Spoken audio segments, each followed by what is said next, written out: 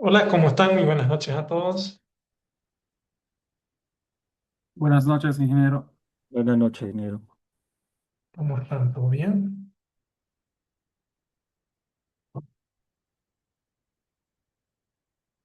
¿Me confirman que están viendo la pantalla compartida, por favor? Sí, ingeniero, se mira bien. Positivo, ingeniero. Debe ingeniero. Bueno, entonces continuemos con el avance de nuestro módulo de mecánica de suelos especiales, ¿sí?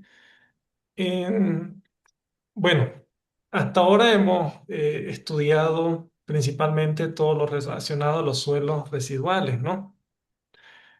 eh, Abarcando con bastante detalles todas las características y las particularidades que hacen que los suelos de origen residual se clasifiquen dentro de los grupos de suelos especiales dentro de la ingeniería geotécnica.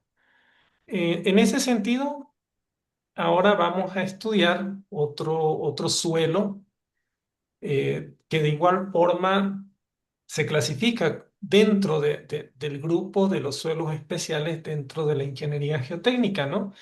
Es más, los suelos dispersivos, como ustedes están viendo en el título de la lámina, también son nombrados por la literatura como suelos problemáticos, ¿no? Y justamente eso es lo que vamos a estudiar en la clase de hoy. Vamos a analizar las características particulares de estos suelos, ¿sí? Cómo comprenderlos, po- explicar un poco el fenómeno que se da para que ocurra la dispersión de las partículas, así como también eh, estudiar y analizar diferentes métodos de laboratorio para realizar su caracterización, ¿sí? Para iniciar la clase me gustaría consultar a todos ustedes qué es lo que entienden por suelos dispersivos. ¿Alguien podría darnos una definición de lo que conocen, definición más común sin recurrir a un libro? Simplemente, ¿qué entienden por suelos dispersivos? ¿Alguien puede comentarlo?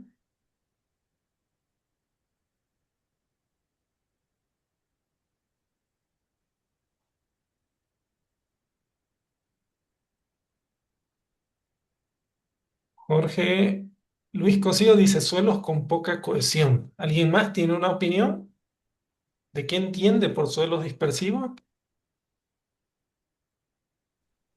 Un suelo Inge, que se segrega. suelos, Buenas noches, adelante. Primero las damas y luego el ingeniero. buenas noches, Inge, y serían suelos generalmente arcillosos, Ya, pero ¿qué entiende? ¿Por qué cree que se le da ese término? porque sus partículas se dispersan más fácil con el agua. Ya, ¿alguien más? Un suelo que se segrega, que sus partículas se segregan. ¿Un suelo que se segrega? ¿Ya? ¿Otro término? ¿Otra Ingeniero, definición más buenas común? noches. Un suelo Buena. inestable ¿Ya? ¿Un suelo inestable? Sí, que porque se disuelve fácilmente con el agua, ingeniero. ¿quién se disuelve? ¿El suelo? Sí, ingeniero, se dispersa. ¿Alguien más que quiera complementar?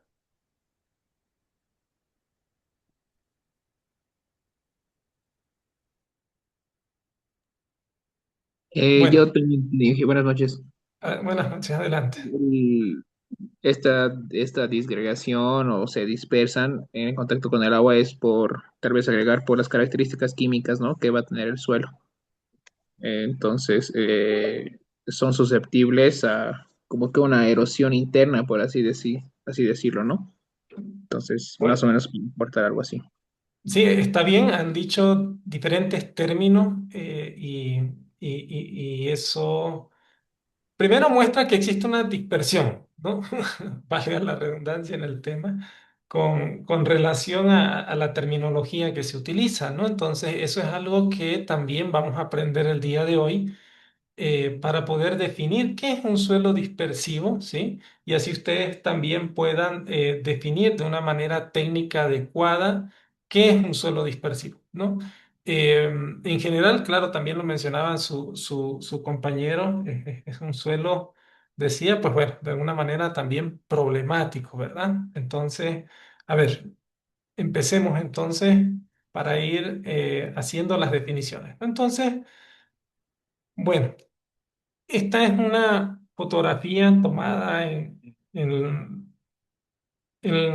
Cochabamba, ¿sí? Aquí en Bolivia, y justamente muestra esas características que ustedes habían comentado, ¿no? Fíjense, ahí tenemos un suelo, es un suelo, eh, un depósito de suelo natural, ¿no? Ahí se ve una persona y uno puede observar estas cárcavas, ¿verdad? Bastante grandes y bastante importantes que se han generado en este subsuelo, ¿no? Y justamente lo que vamos a ver el día de hoy es cuáles son las características de este suelo que ustedes están viendo y por qué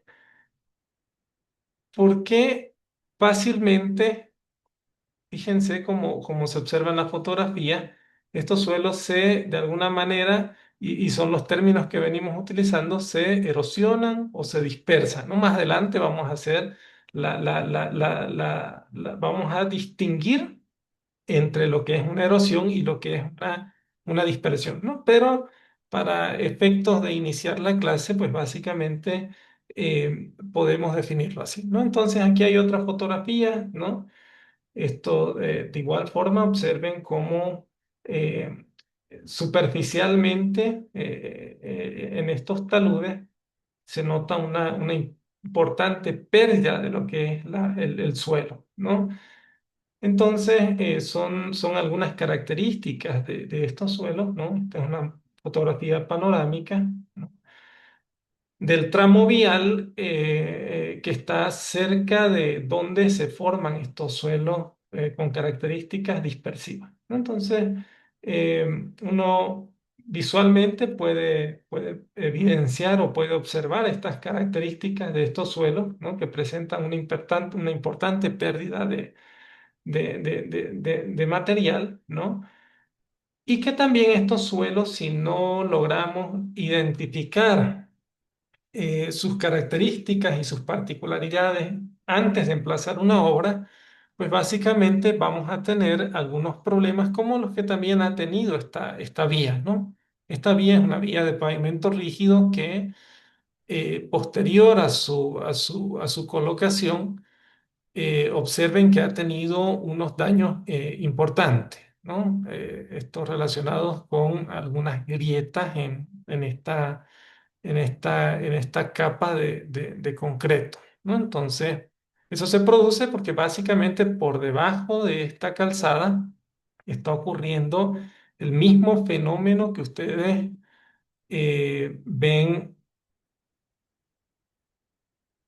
en el talud, ¿no? Fíjense si este suelo al estar expuesto en la intemperie ha perdido material o se ha erosionado, pues básicamente lo mismo está ocurriendo en el suelo de fundación de esta vía, ¿no? Y se van generando de igual forma estas cárcavas o estos vacíos en el suelo que se relacionan con el asentamiento diferencial de todas estas losas, los cuales a medida que pasan los vehículos van generando pues el agrietamiento de la carpeta de concreto, ¿no?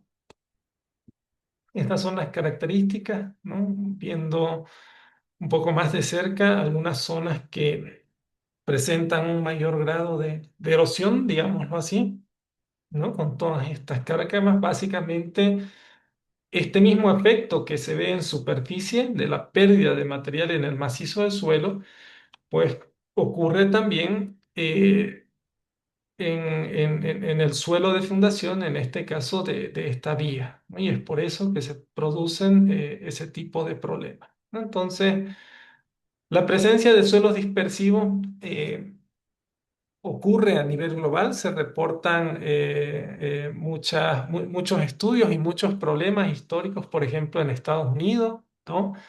Aquí cerca, sí, en Bolivia tenemos muchas zonas con suelos dispersivos. En Paraguay también es una zona con una importante presencia de suelos dispersivos. Brasil también, ¿no?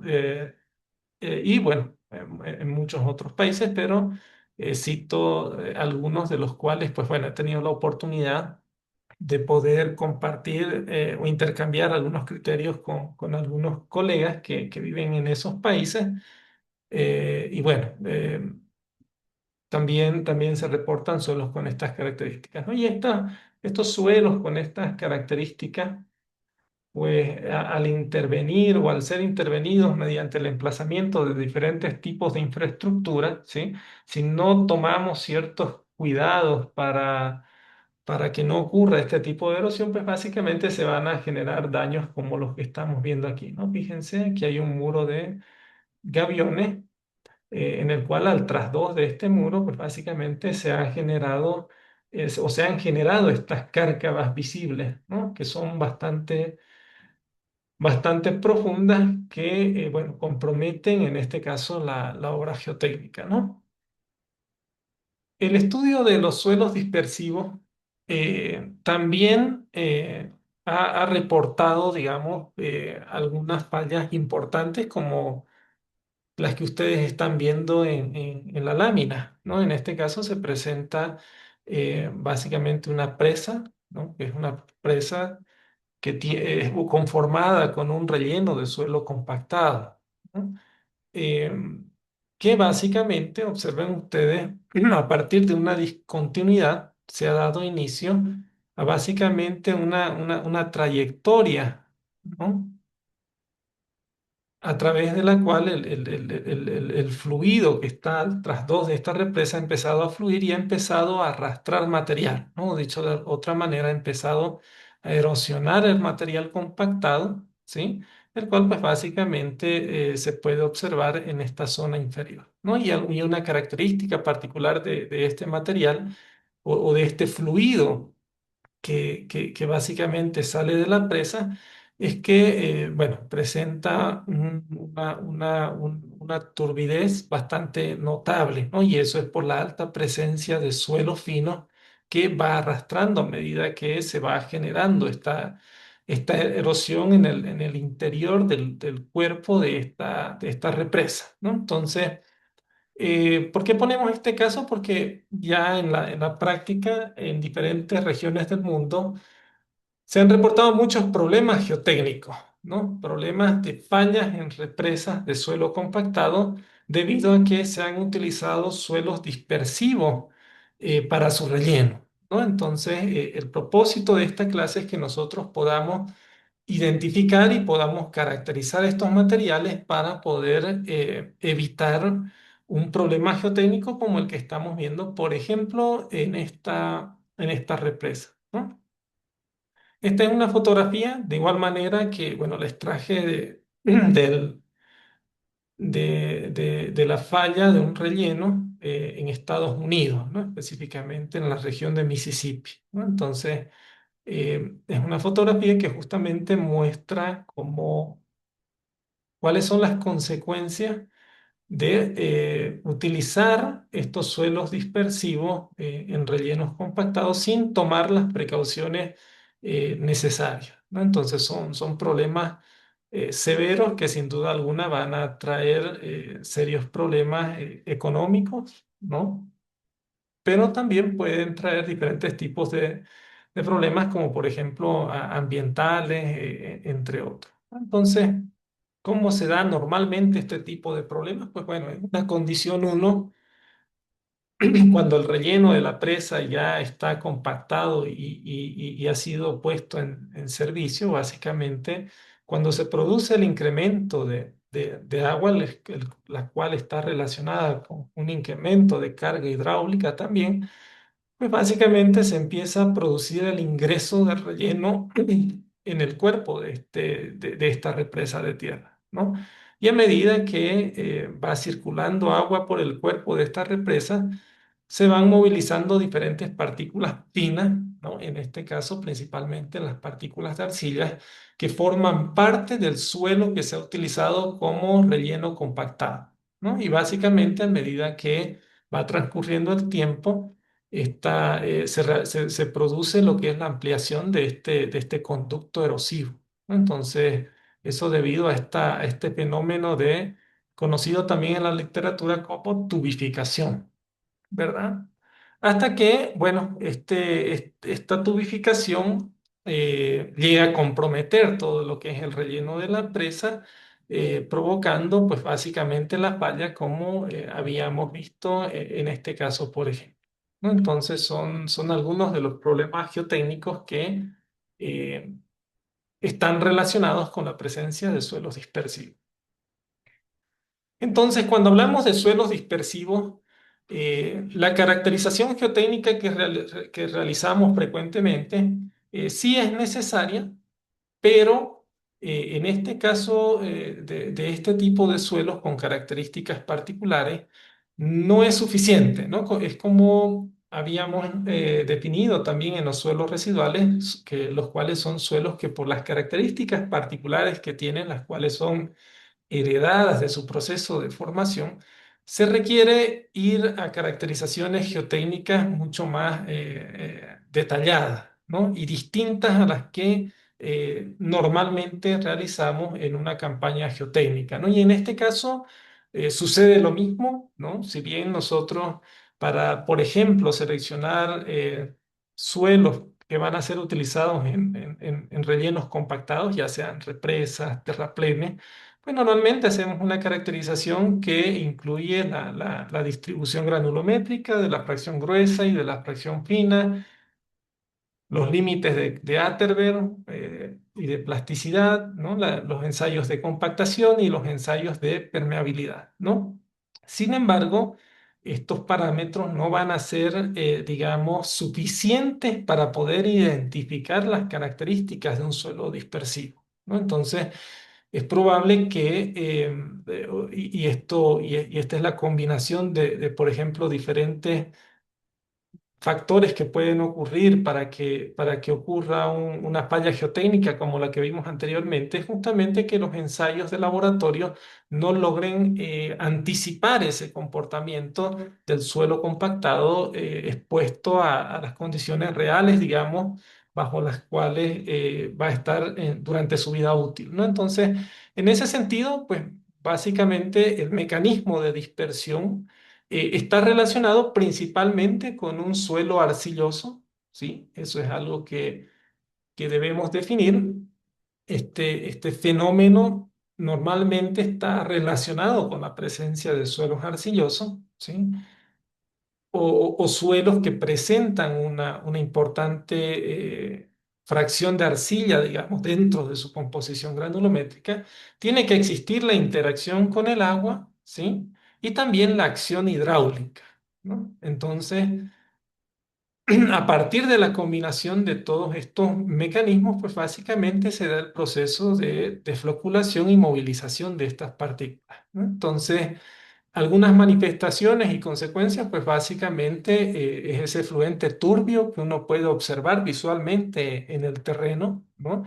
El arrastre de partículas finas, ¿no? Que está relacionada con ese fluente turbio, la erosión interna y la formación de conductos en el interior, por ejemplo, de los rellenos compactados, el aumento localizado de la permeabilidad, esto debido a que producto de estas tubificaciones, evidentemente, y esa erosión o dispersión que existe o que ocurre en el relleno compactado, existe un incremento de la permeabilidad que también puede conllevar a un riesgo de una falla progresiva, ¿no? Entonces, este esquema es un caso de estudio, de igual manera que realizamos o que analizamos aquí en la ciudad de Cochabamba, ¿no? Las fotografías que mostré al inicio de la clase corresponden justamente a este proyecto, ¿no?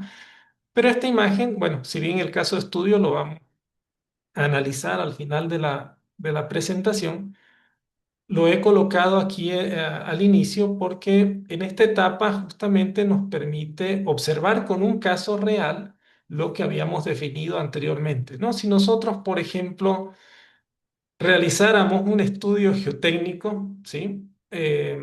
Tradicional, digámoslo así, ¿no? En el cual realizamos los ensayos, por ejemplo, de perforaciones, ensayos SPT y los correspondientes ensayos de caracterización y clasificación de suelos, pues normalmente obtenemos un perfil estratigráfico, ¿no? O un perfil geotécnico con estas características, ¿no? En este caso, este es un perfil en el cual tiene una profundidad de 10 metros y a partir, en este caso, de dos perforaciones, hemos podido definir cuál es la secuencia estratigráfica de este subsuelo, ¿no?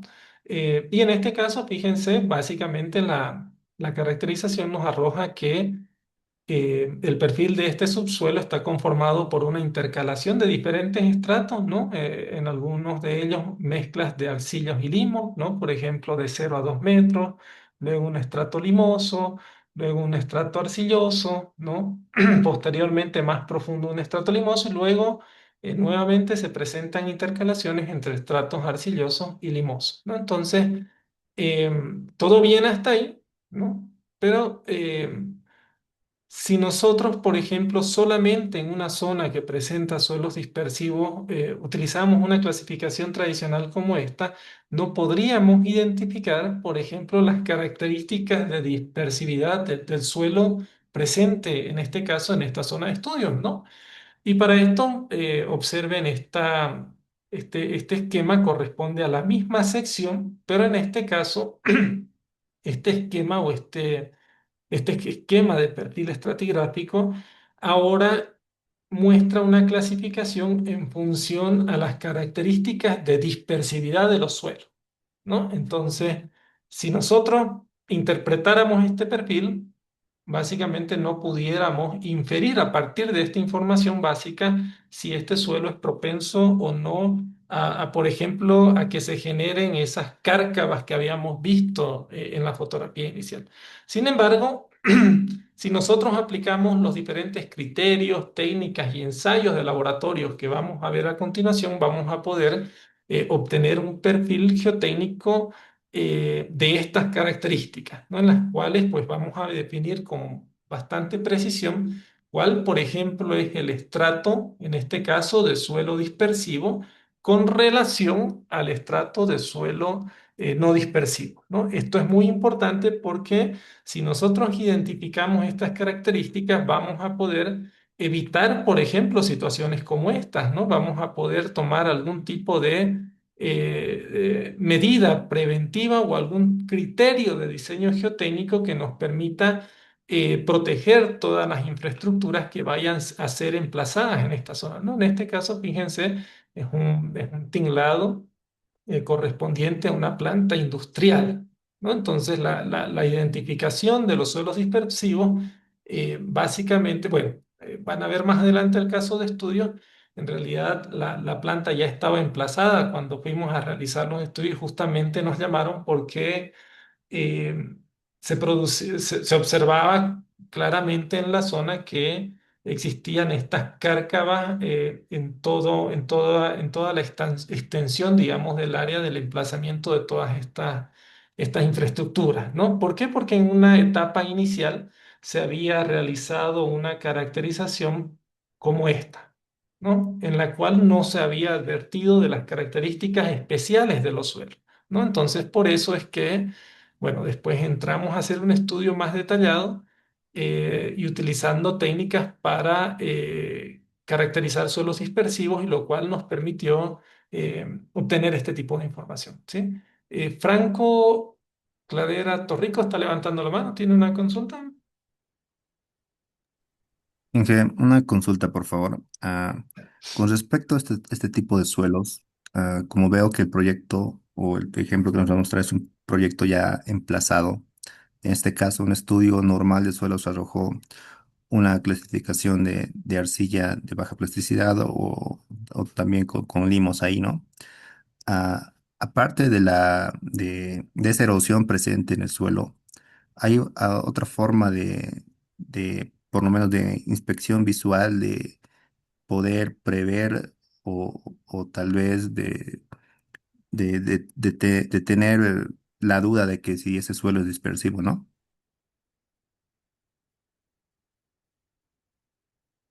A ver, la respuesta sería no, y justamente eh, cuando veamos los criterios, ustedes van a entender que si bien uno puede ver un perfil de suelo que presente una importante erosión, no necesariamente está relacionado con un suelo dispersivo, y es ahí donde se empiezan a confundir los diferentes términos entre la erosión y la dispersión del suelo, ¿no? Entonces, es muy complicado, ¿sí? Poder hacerlo de manera visual, ¿no? Por supuesto que profesionales en el área principalmente de geología podrían llegar a advertir algunas situaciones, pero aún así, para propósitos geotécnicos, es necesario aplicar diferentes técnicas para tener esa certeza, ¿no? A partir de valores cuantitativos y también cualitativos poder hacer esa clasificación del suelo para poder tomar una decisión en base a un respaldo técnico, ¿no? Y no así simplemente a partir de una descripción visual, ¿no?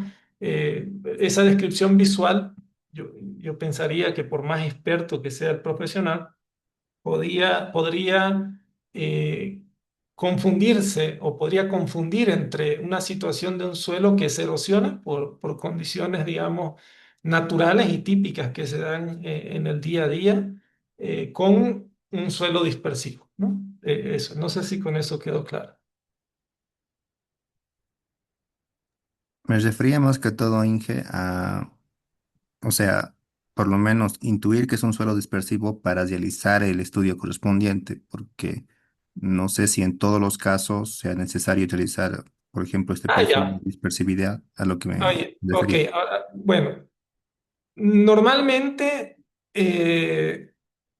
los suelos dispersivos, y así funciona con gran parte de los suelos que son denominados problemáticos, normalmente siempre ocurre un problema geotécnico a partir del cual pues básicamente se empieza a realizar la caracterización en la zona para luego empezar a hacer una representación, digámoslo así, más regional o a mayor escala para identificar las diferentes zonas que podrían presentar este grado de dispersión, ¿no?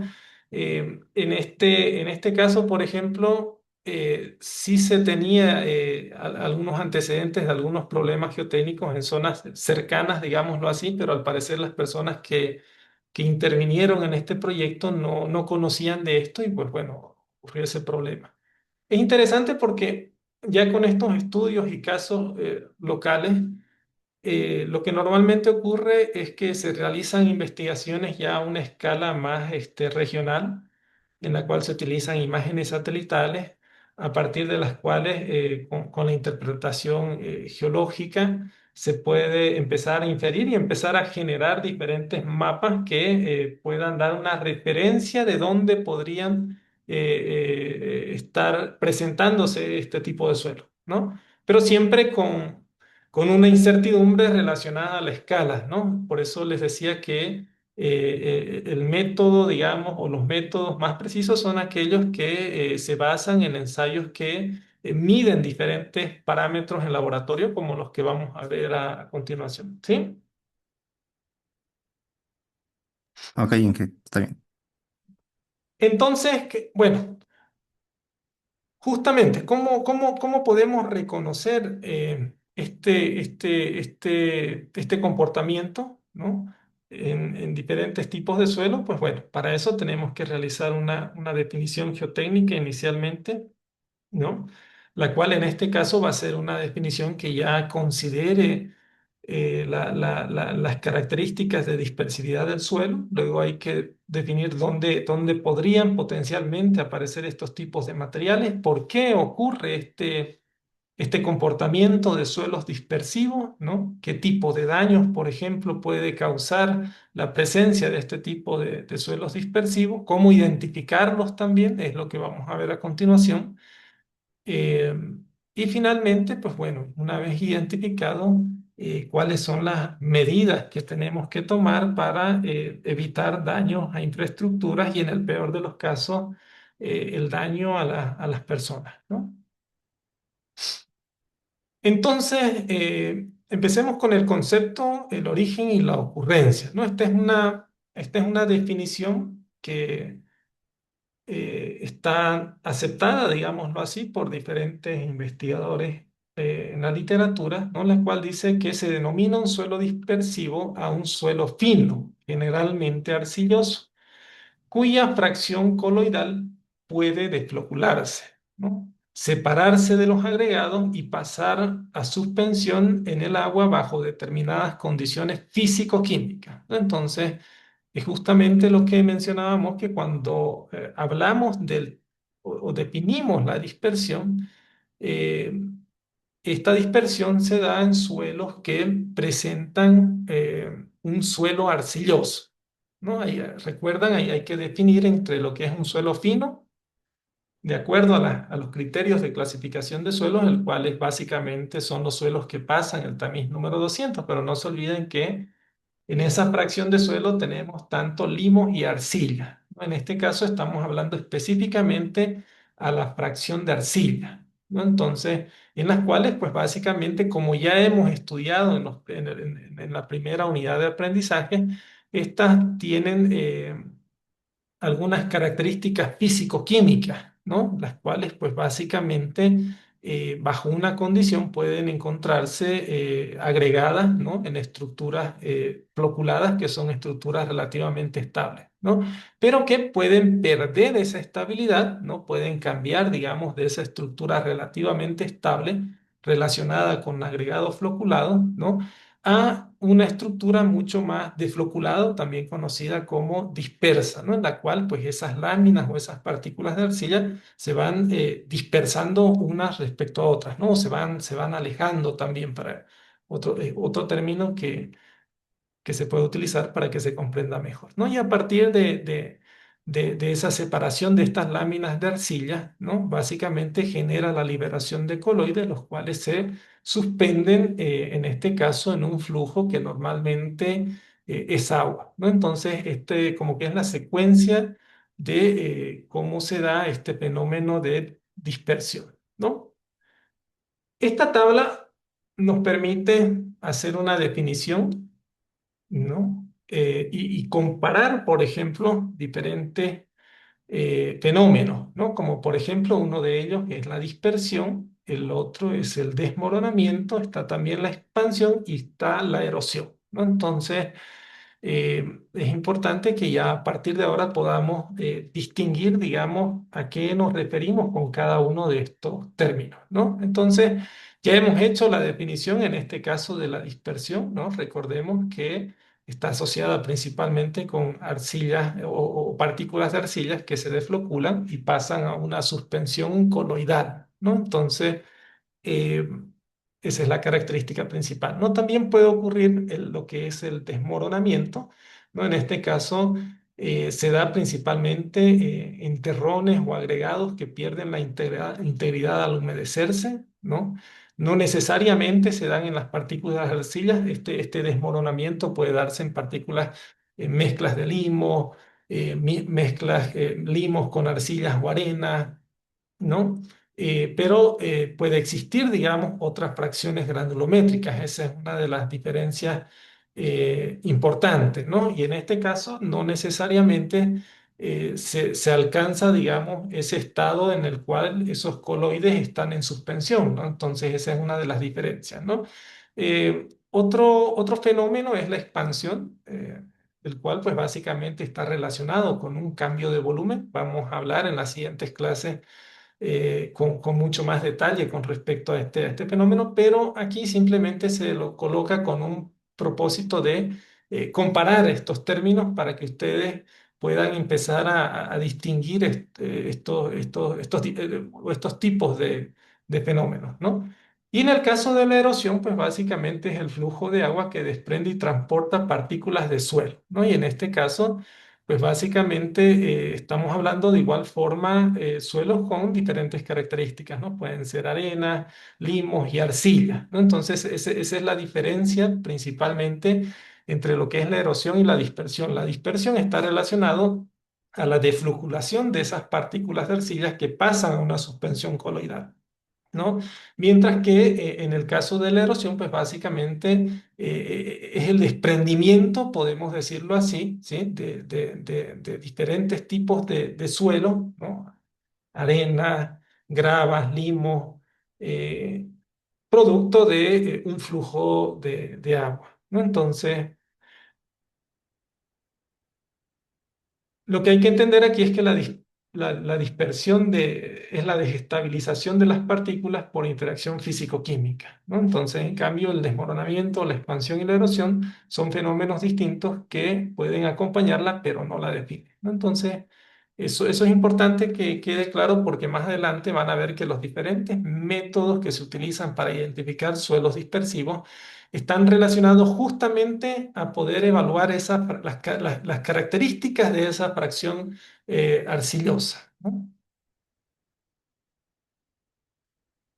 Con respecto al fundamento físico-químico de por qué se da este fenómeno de dispersión en suelos arcillosos, pues está relacionado justamente a la dispersión tal cual de las partículas de arcilla, ¿no? En este caso, por ejemplo, en este esquema de la izquierda, pueden observar un esquema representativo típico de una estructura en estado floculado o agregado, ¿no? En el cual predominan los contactos y las fuerzas atractivas entre las partículas de arcilla. No recordemos que las partículas de arcilla tienen diferentes cargas en su superficie, ¿no? Y básicamente en este estado floculado, las partículas o las láminas de arcilla empiezan a pegarse unas respecto a otras, generando una estructura mucho más estable, podemos definirlo así, ¿no? Y es de ahí que viene la definición de esa estructura agregada o en forma de naipes. Recuerdan que habíamos definido esa terminología en la unidad 1, pues básicamente aquí podemos recordarla, ¿no? Y básicamente esa dispersión está relacionada a ese cambio de estado o a ese cambio de estructura, ¿no? A una estructura mucho más dispersa, ¿no? En las cuales, como ustedes ven en este esquema, las partículas de arcilla se separan unas respecto a otras, ¿no? Entonces, y es ahí donde la arcilla puede entrar en suspensión coloidal y básicamente ser arrastrada por diferentes flujos de agua, ¿no? Entonces, esta es una de las explicaciones de por qué se da, por ejemplo, esa dispersión al nivel del tamaño de las partículas, ¿no? Y en primera instancia está relacionado por ese cambio en la estructura de las partículas, ¿no? Entonces, eh, básicamente en una condición cuando se produce o cuando domina la atracción entre las partículas, ¿sí? Básicamente, ahí lo recuerdan, habíamos hecho la definición de lo que es la doble capa difusa. Aquí la doble capa difusa permanece mucho más comprimida, ¿no? A diferencia, por ejemplo, en un estado en el cual las partículas se repelan principalmente, pues básicamente, en este caso, la doble capa difusa es mucho mayor, ¿no? Y dificulta ese contacto entre las diferentes partículas, ¿no? ¿Hay alguna duda, una consulta? En que una consulta más, por favor. Sí. Al decir suelos dispersivos y no nodos dispersivos, ya lo puedo explicar, pero, ah, o sea, estos tipos de suelos pueden existir tanto en suelos residuales como en suelos transportados, ¿Inge? Sí, pueden existir en ambas situaciones. Como estamos haciendo la definición, depende de las características de la fracción de arcilla y también de las características de electroquímicas, digamos, de los diferentes minerales que están presentes, ¿no? Entonces pueden ocurrir tanto en suelos residuales como también en suelos de origen transportado, ¿no? Entonces, En este caso, bueno, ¿por qué el sodio y el agua, salina favorecen, digamos, a lo que es la dispersión? Recordemos que en una partícula de arcilla, ¿no? El sodio básicamente neutraliza la carga con menor eficiencia que los cationes divalentes, ¿no? Entonces, la presencia, digamos, de ese sodio intercambiable dentro de lo que es la microestructura de las fracciones de arcillas y su interacción, por ejemplo, con el agua está relacionada con la expansión de la doble capa difusa, ¿no? Y como consecuencia de esto, pues, se generan diferentes efectos tanto de repulsión y atracción en las partículas, ¿no? Las cuales pues básicamente van generando esa transformación de una estructura, digámoslo así, más floculada a una estructura defloculada, ¿no? Entonces, ¿cómo realizamos la identificación y el diagnóstico de suelos dispersivos? Como ven en la pantalla tenemos diferentes alternativas, ¿no? Para poder identificar los suelos dispersivos, ¿no? Como un método de observación rápida, normalmente se puede recurrir al ensayo de Cram Test, ¿no? Es uno de los ensayos, como van a ver a continuación, bastante sencillos de poder realizar en laboratorio. eh, y a partir del cual podemos obtener una idea rápida si nuestro suelo presenta, por ejemplo, un comportamiento dispersivo, ¿no? Existen otros ensayos, como por ejemplo el ensayo de doble hidrómetro, ¿no? Básicamente este ensayo es una variación al ensayo de hidrometría, ¿no? ¿Recuerdan? El ensayo de hidrometría es el ensayo que utilizamos, el ensayo basado en un concepto de sedimentación que utilizamos para determinar la curva granulométrica de la fracción fina, ¿no? De ese porcentaje de suelo que pasa el tamiz número 200 para poder determinar cuál es el porcentaje tanto de arcillas como de limos presentes en la fracción fina del suelo, ¿no? Existen también otros métodos con un enfoque más hidráulico, ¿no? El cual se denomina también el pinhole test, ¿no? El cual evalúa la turbidez, el caudal y la erosión a través de una vía preferencial, ¿no? Y finalmente también existen algunas alternativas relacionadas con ensayos químicos y físico-químicos complementarios, ¿no? Entonces, que también a partir de los diferentes parámetros que se obtienen permiten realizar una caracterización de lo que son las propiedades o las características dispersivas de los diferentes suelos, ¿no? En este caso, veamos, por ejemplo, el ensayo de Cramp. Este ensayo está normado por la ACTM de 6572, actualizada el 2021, ¿no? Entonces, eh, este ensayo es un ensayo cualitativo para poder determinar el carácter dispersivo de suelos arcillosos, ¿no? Entonces, como mencionábamos, es uno de los ensayos más simples que uno puede realizar tanto en campo como en laboratorio, ¿sí? Básicamente evalúa la reacción entre el agregado o el terrón de arcilla que nosotros ensayemos, ¿sí?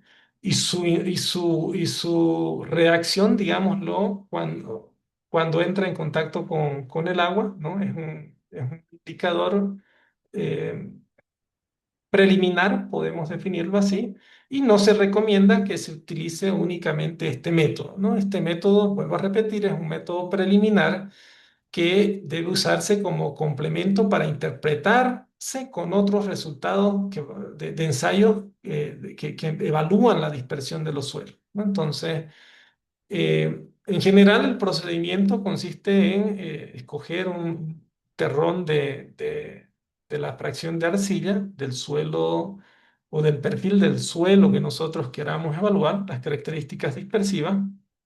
Se requiere básicamente un recipiente de vidrio, ¿no? Y agua destilada, ¿no? Como similar a la que ustedes están viendo en este esquema, ¿no? Y básicamente lo que hacemos es introducir ese terrón dentro de este recipiente con agua destilada, ¿no? Y básicamente el ensayo consiste en poder observar la reacción de ese terrón de arcilla, ¿sí? Durante un determinado tiempo, ¿no? Definido en el ensayo, ¿no? Que normalmente son 2 minutos, 1 hora y 6 horas, ¿sí? Son tres intervalos de tiempo que define la normativa, ¿no? Entonces, básicamente a partir de esa observación, ¿no? Y del aspecto visual de cómo se vaya comportando ese terrón de arcilla y principalmente de la turbidez del agua destilada, nosotros vamos a poder realizar una clasificación de la dispersividad del suelo. Entonces,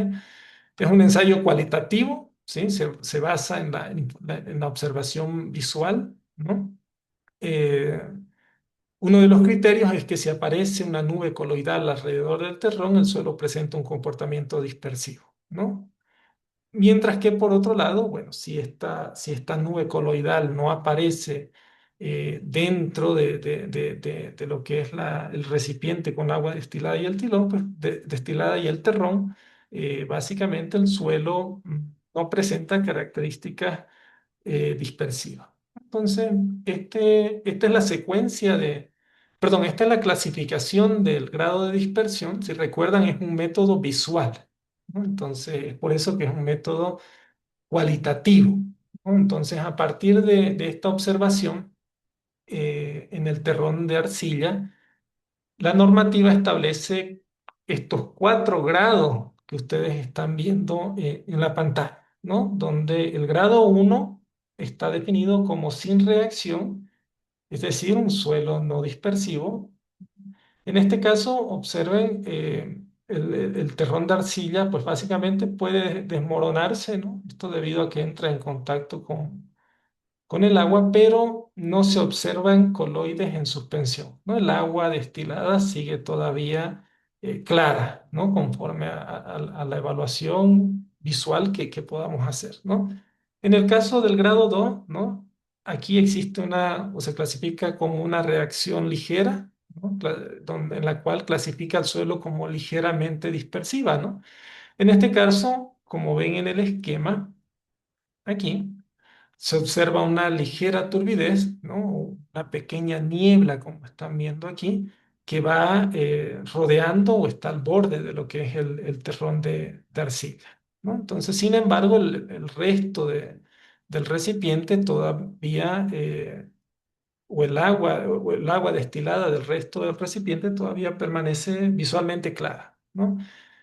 El grado 3 básicamente está clasificado como una reacción moderada. En este caso, si observamos estas características de esta clasificación, el suelo se clasifica como moderadamente dispersivo. Entonces, en este caso, de igual forma, con la misma muestra, recuerden que vamos haciendo estas observaciones en 3 periodos principalmente. En 2 minutos, ¿sí? En, en 1 hora y en 6 horas, ¿no? Esos son los intervalos de tiempo en los cuales nosotros vamos haciendo esta descripción visual, digamos, de la turbidez del agua destilada, ¿no? Entonces, y finalmente existe un grupo 4 en el cual existe una reacción fuerte, ¿no? Si nosotros observamos estas características en el recipiente, podemos clasificar al suelo como altamente dispersivo, ¿no? Entonces, en este esquema se logra ver, ¿no? Que existe una importante, digamos, suspensión de coloides, ¿no? Que eso está relacionado justamente con la dispersión de esas partículas de arcilla y la suspensión en el fluido, que en este caso es agua, ¿no?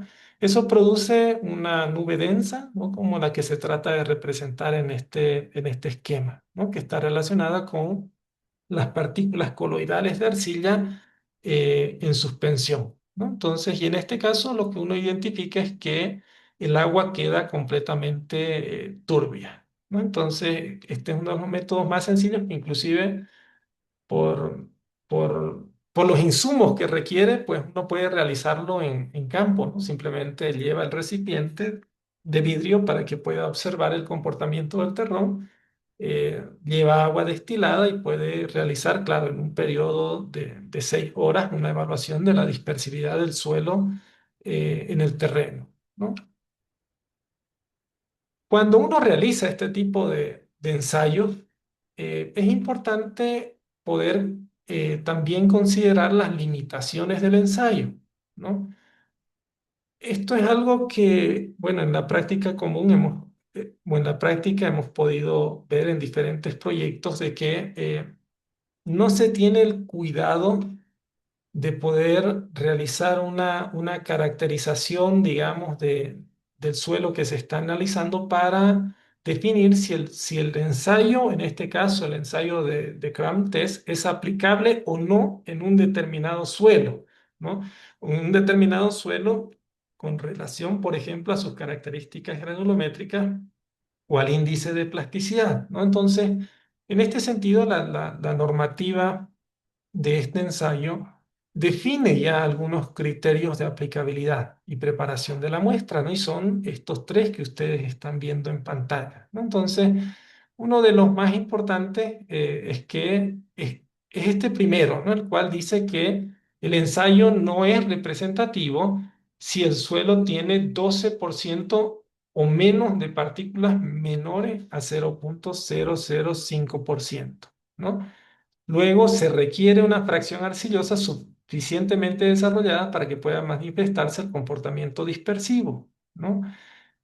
En suelo principalmente arenosos o limosos gruesos, el resultado pierde validez interpretativa, ¿no? Y es lo que habíamos definido, ¿no? eh, en el término de suelos dispersivos, ¿no? Es un fenómeno, digámoslo así, relacionado con la físico-química de las partículas de arcilla principalmente, ¿no? Eh, cuando, cuando nosotros empezamos, por ejemplo, a analizar fracciones de limos o arena, esta interpretación de suelo dispersivo pues ya no se utiliza, ¿no? Entonces ahí estamos hablando de otro tipo de fenómeno que podría ser, por ejemplo, la erosión, ¿no? Entonces es por eso que es muy importante que nos aseguremos cuando vayamos a realizar estos ensayos que estamos cumpliendo con estos criterios, ¿no? Relacionados con la granulometría o también con el índice de plasticidad, ¿no? Esto debido a que básicamente son indicadores de que estamos trabajando con una fracción de suelo arcilloso, ¿no?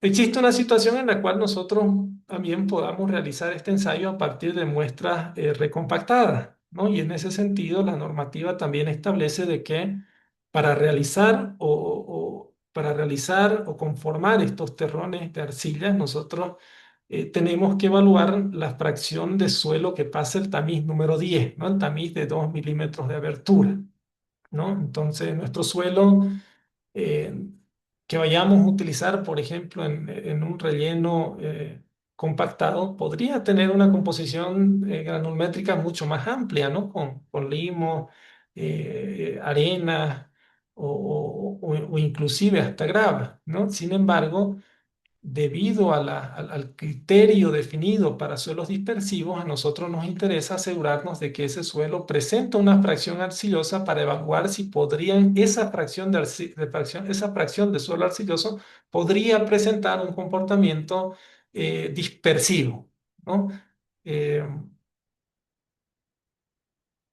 este es un ensayo de laboratorio, ¿no? De los muchos que hemos realizado, el cual muestra un comportamiento, digamos, típico de un suelo no dispersivo, ¿no? Entonces, en este caso, esta es la muestra o la fotografía tomada a la muestra en el periodo de 2 minutos, ¿no? Recuerdan, habíamos definido tres intervalos: 2 minutos, 1 hora y 6 horas, ¿no? Entonces, esta primera fotografía corresponde al comportamiento del suelo a los 2 minutos de ser sumergido en agua destilada. Ahora, esta segunda fotografía corresponde al mismo suelo, ¿sí? Pero ya luego de un periodo de 1 hora, ¿no? Y esta tercera fotografía corresponde al mismo suelo, pero en este caso la fotografía corresponde al intervalo de 6 horas. Entonces, observen que eh, en términos de la descripción visual, ¿no? La cual nos especifica la normativa, El suelo, pues básicamente bueno, el agua destilada no cambia de coloración. Sí existe el desmoronamiento que se define, recuerdan, en el grado de dispersión uno. Aquí está, ¿no? El grado de dispersión uno dice el terrón puede desmoronarse, ¿no?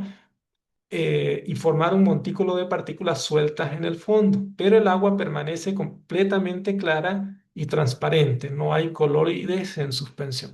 Entonces, eh, fíjense como en un caso real, esa descripción pues básicamente aplica a este tipo de suelo por el cual podemos definir de acuerdo a este método que el suelo ensayado no presenta un comportamiento dispersivo, ¿no?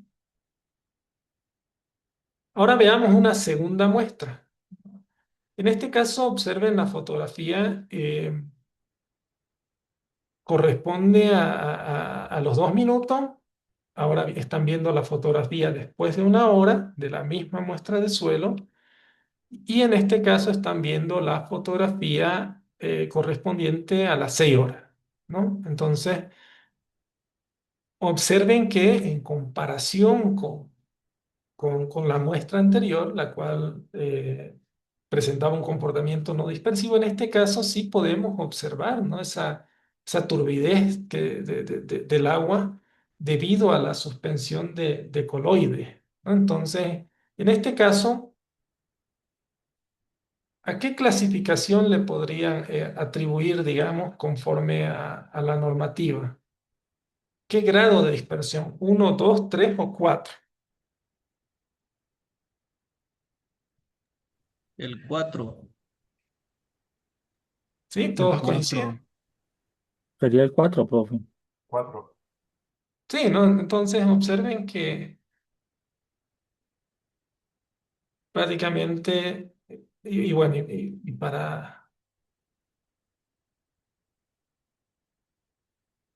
aclararlo, pues en este estado el agua está, pues, bueno, bastante turbia, ¿no? Entonces, y de acuerdo a este método, el suelo presenta un comportamiento dispersivo. ¿Sí? ¿Alguna duda hasta aquí?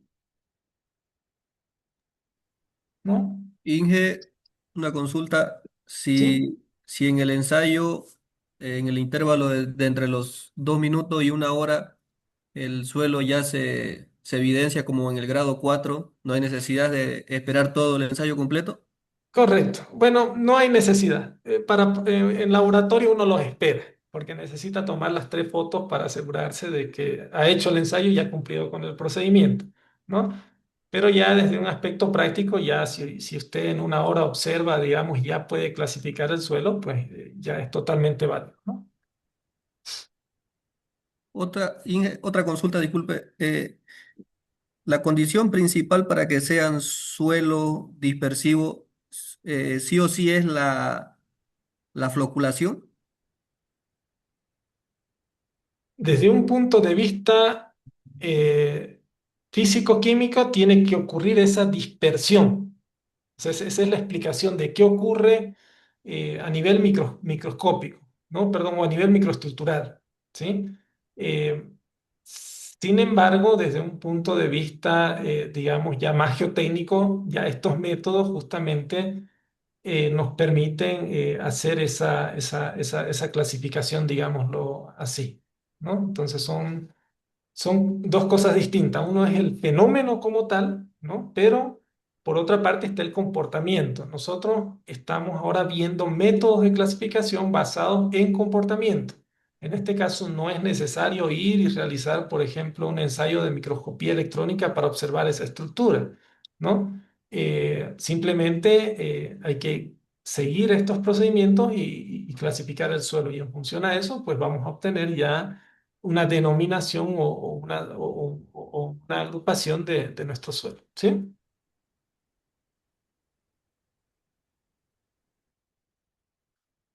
Ahora veamos el siguiente método. En este caso, el método se denomina como el ensayo de doble hidrometría, ¿no? Entonces, este ensayo, como lo había mencionado antes, básicamente hace uso del mismo procedimiento para realizar el ensayo de hidrometría, el cual nos permite determinar la curva granulométrica de la fracción de suelos menor al tamiz número 200, ¿no? ¿Por qué se llama doble hidrometría? Porque en este caso se realiza el ensayo de hidrometría en dos condiciones, ¿no? Recordemos que para el ensayo de hidrometría nosotros utilizamos siempre un agente químico dispersante, ¿no? El cual es normalmente es el hexametafosfato de sodio, ¿sí? Con eso logramos que las partículas de la fracción fina se dispersen y luego por sedimentación y aplicando la ley de Stokes podamos obtener una distribución del tamaño de partículas entre el rango de limo y lo que son arcillas, ¿no? Entonces, en este caso se llama doble porque realizamos el ensayo en una primera condición con el agente dispersante, ¿sí? Que es como se realiza el ensayo normalmente, y luego realizamos el ensayo en la misma muestra, pero en este caso sin ese agente dispersante, ¿no? Entonces, el procedimiento de ensayo es el mismo para el ensayo de hidrometría, ¿no? Recordemos, utilizamos algo de 40 gramos de la fracción de suelo, es muy poquito, ¿no?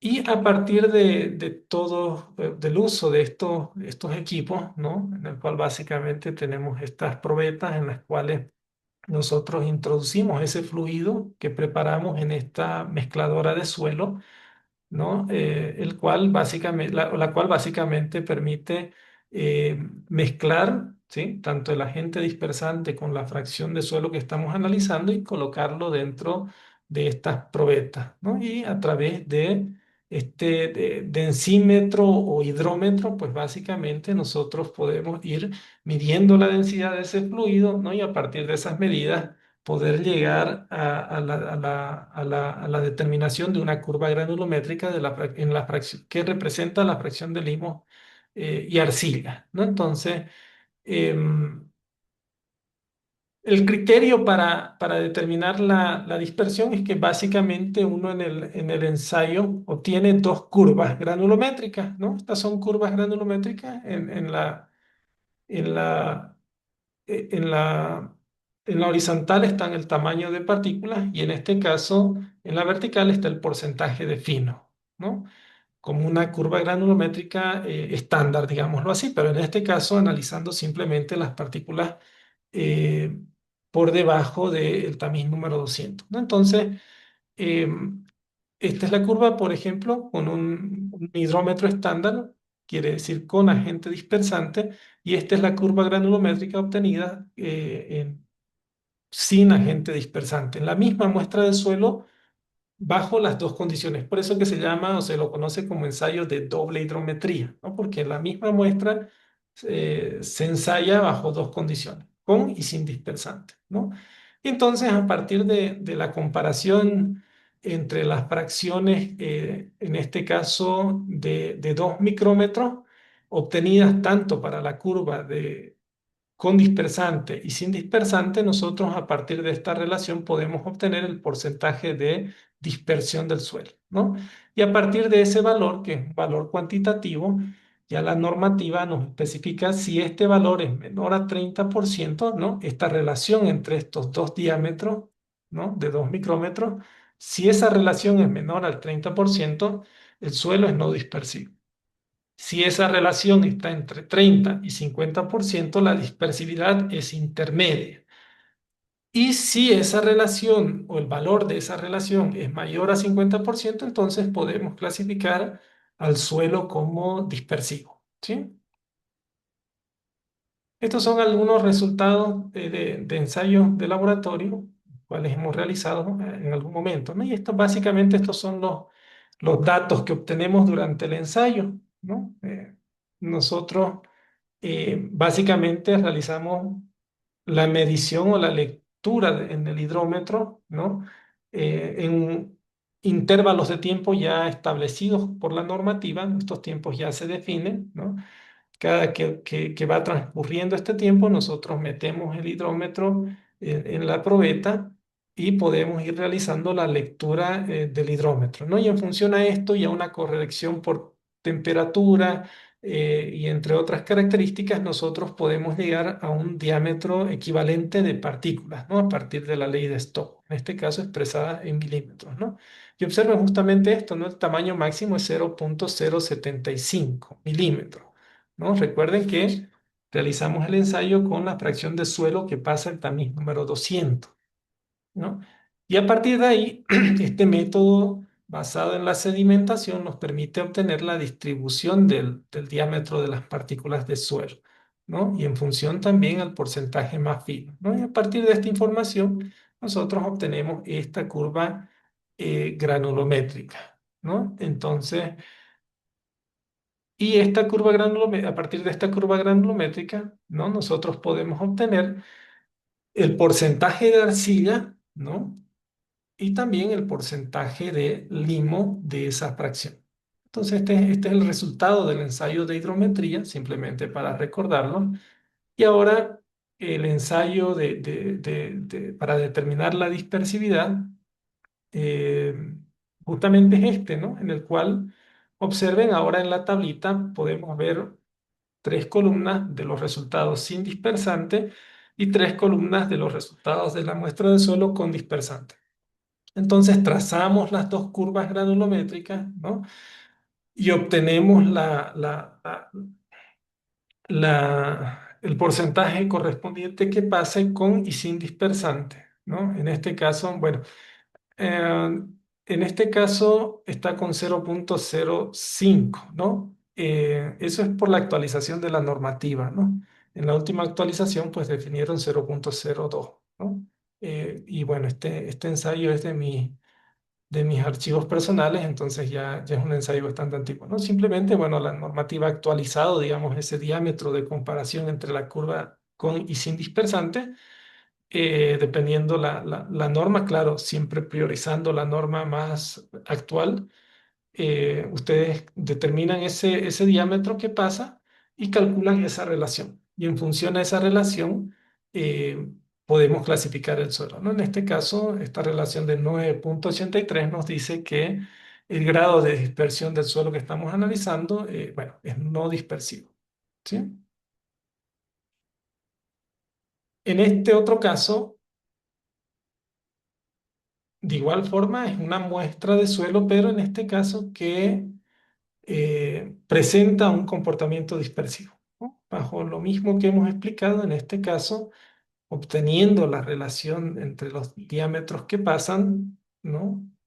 Con y sin dispersante, calculamos este porcentaje de dispersión con un valor numérico de 58,67, ¿no? El cual, conforme a nuestro rango de clasificaciones, pues básicamente se clasifica como altamente dispersivo. Entonces, este es el método de doble hidrometría, ¿no? De igual forma, se tienen algunas consideraciones de la normativa,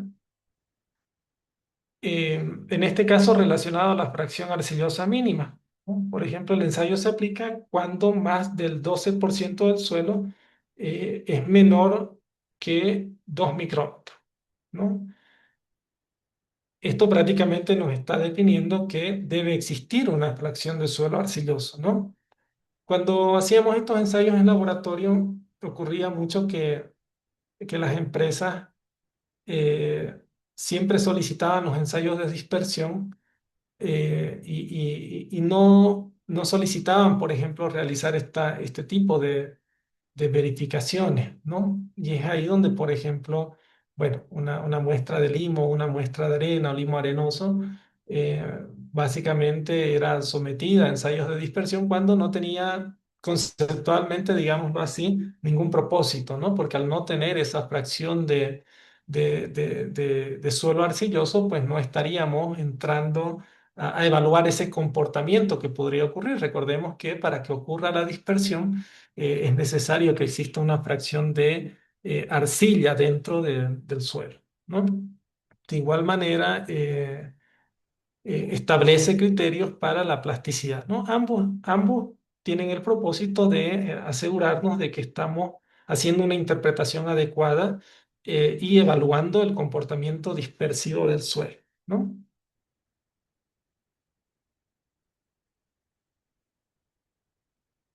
¿Alguna duda, alguna consulta con respecto a ese ensayo?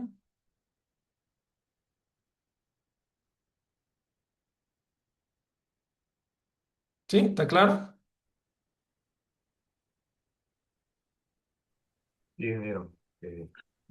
Todo claro. Sí, Muy está bien. claro, ingeniero. Entonces, ahora veamos la tercera alternativa de laboratorio, ¿sí?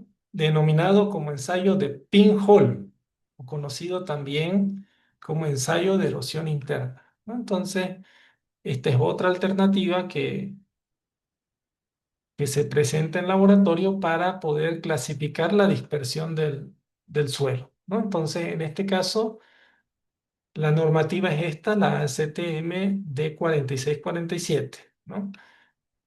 En este caso, bueno, el alcance del ensayo está definido como un método directo y cualitativo para identificar la dispersividad y erodibilidad coloidal de suelos arcillosos, ¿no? Entonces, evalúa la respuesta del suelo cuando el agua destilada fluye a través de un pequeño orificio en un espécimen, en este caso, compactado, ¿no? Lo que trata de hacer el ensayo, como van a ver a continuación, es representar una condición similar a la que vaya a ser expuesta, por ejemplo, un suelo dispersivo en el terreno, ¿no? El cual vaya a ser expuesto, por ejemplo, a flujos de agua diferente, o debido, mejor dicho, por ejemplo, trayectorias preferenciales que se generen dentro del relleno del suelo compactado, ¿no? Bueno, en general, de igual forma, este ensayo limita que la fracción de suelo que se utilice tiene que pasar el tamiz número 10 o el tamiz de 2 milímetros de abertura, dicho de otra manera, ¿no? Entonces, básicamente nosotros vamos a generar un espécimen, ¿sí? En este caso puede ser compactado, ¿no? Puede ser también tallado a partir de una muestra inalterada, ¿no? Y al cual pues básicamente le vamos a hacer un agujero, un pequeño agujero o una perforación, ¿no? En el centro de este suelo compactado, ¿no? Eso se lo hace con una aguja que tenga 1 milímetro de diámetro, así lo especifica la normativa de ensayo. Y este espécimen compactado va a ser sometido a diferentes cargas hidráulicas, ¿no? En este caso, 50 milímetros de altura, 180 milímetros de altura, 380 milímetros de altura y 120 milímetros de altura, ¿no? Y en función al comportamiento y a lo que observemos durante el ensayo, ¿sí? De igual forma existe una clasificación cualitativa del fluido que atraviesa esa perforación que realizamos, ¿no? A través de la muestra. Vamos a ir observando justamente cuán turbia es esa muestra, ¿no? Perdón, esa agua que sale o atraviesa el suelo. Y en función a eso, vamos a poder clasificar, ¿no? De acuerdo a este rango de clasificación propuesto por la normativa, ¿no? Que básicamente va desde la clase D1, ¿no? Pasa por la D2, ND4, ND3, ND2 y ND1, ¿no? Donde D1 es el suelo altamente dispersivo y en este caso el ND1 es el suelo que no presenta ningún tipo de dispersión, ¿no? Y como van a observar más adelante, esto está relacionado a una carga hidráulica, ¿no? En este caso, solamente analizando los extremos, observemos de que el suelo altamente dispersivo, básicamente el agujero que nosotros generamos en el interior de ese suelo se agranda rápidamente bajo una carga hidráulica de 50 milímetros, ¿no? Recordemos que la carga hidráulica de 50 milímetros es la menor carga que utilizamos en el ensayo, ¿no? Dicho de otra manera, para que ese suelo se disperse, digamos, se requiere una carga hidráulica bastante bajita, ¿no? Por el otro lado, en el suelo más resistente, no dispersivo, el criterio, pues básicamente nos dice que bajo la mayor carga hidráulica, que en este caso son 1020 milímetros, el orificio se conserva casi intacto, ¿no? Entonces, fíjense cómo el ensayo trata de simular, digamos, ese fenómeno de tubificación, ¿no? sometiendo a la muestra de suelo compactada o una muestra inalterada a diferentes cargas hidráulicas, ¿no? Este es el esquema del dispositivo de ensayo, ¿no? Básicamente, este es el equipo completo, ¿sí? Este que ustedes están viendo aquí, el cual simplemente tiene una pequeña cámara en la cual se coloca la muestra, ¿no? Observen aquí, está conectado a una manguera y a un embudo. Entonces, es a partir de este sistema que nosotros podemos ir generando estas cargas hidráulicas que habíamos mencionado anteriormente, ¿no? Es por eso que este sistema, digamos, este es simplemente un pedestal que permite colocar el espécimen de la muestra y también regular, digámoslo así, la carga hidráulica a diferentes alturas, ¿no? De acuerdo a las alturas que habíamos definido, que en este caso son cuatro, ¿no? Entonces, eh, esta camarita en el interior se ve de esta manera, ¿no? En la cual en esta zona se coloca el suelo que vamos a evaluar, ¿no? En este caso, el suelo en el cual queremos determinar si es dispersivo o no. Se coloca un material, digamos, aquí granular, ¿no? Tanto en el ingreso como en la salida, ¿no? El agua, digamos que el agua destilada con la carga hidráulica, prácticamente esta de aquí, ingresa por aquí a la muestra, ¿no? Ingresa por aquí, atraviesa esta capa granular, se introduce en el suelo, ¿no? Tiene que atravesar este orificio con diámetro de 1 milímetro que habíamos definido, este pequeño agujero que se ve aquí en el interior, ¿no? Y luego salir para luego ser almacenado en una probeta o en un recipiente, ¿no? Principalmente de vidrio, que nos permita primero observar cuán turbia es esa agua que va saliendo, porque es un criterio complementario también durante el ensayo, ¿no? Así como también recuerden, vamos a hacer una evaluación de este agujero, ¿no? Si este agujero, habíamos dicho en el caso extremo de un suelo dispersivo, no cambia mucho, quiere decir que para una carga hidráulica bastante alta, el agua atraviesa y no amplía el diámetro de este agujero, pues básicamente es un comportamiento típico de un suelo no dispersivo. En cambio, si para una carga hidráulica, y en este caso, por ejemplo, la carga de 50 milímetros, una menor carga hidráulica, este flujo que atraviesa el suelo amplía este agujero, ¿no? Y el agua que sale y nosotros podemos observar en la probeta es bastante turbia, pues eso está relacionado con un comportamiento de un suelo altamente dispersivo en laboratorio, ¿no? Entonces, y bueno, esta es la fotografía de lo que acabamos de mencionar, ¿no? Aquí fíjense, están las capas de gravillas aquí, tanto en el ingreso, ¿no?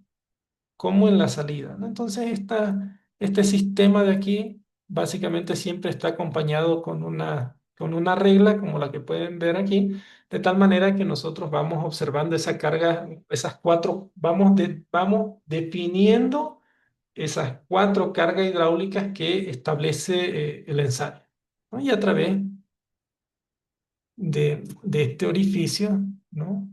Básicamente sale todo el agua que atraviesa el suelo, ¿sí? ¿Cómo se ven estos resultados? De igual manera, estos son algunas fotografías que hemos tomado de algunos ensayos realizados, ¿no? Y en este caso, observen de que, eh,